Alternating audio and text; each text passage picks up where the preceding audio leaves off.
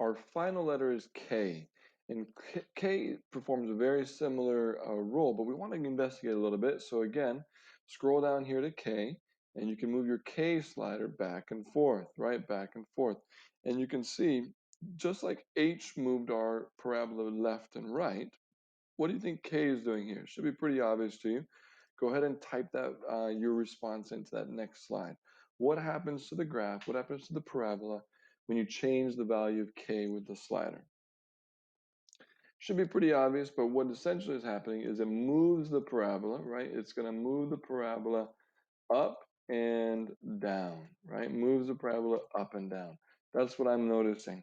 And you can get a bit more specific with it too, that obviously when K was positive, right, the higher I go, then the higher the parabola goes, right?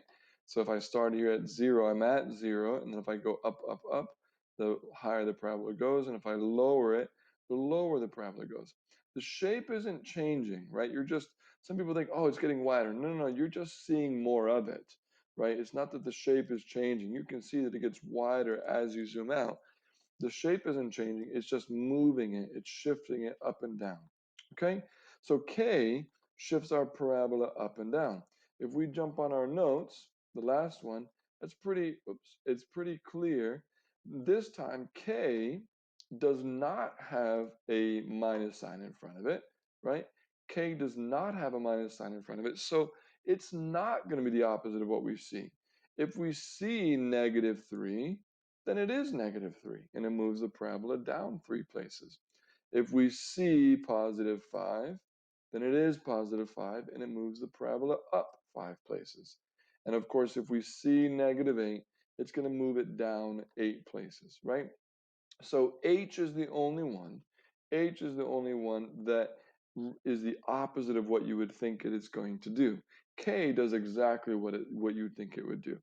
It kind of is not a hypocrite. It's more genuine if you want to stick with that analogy.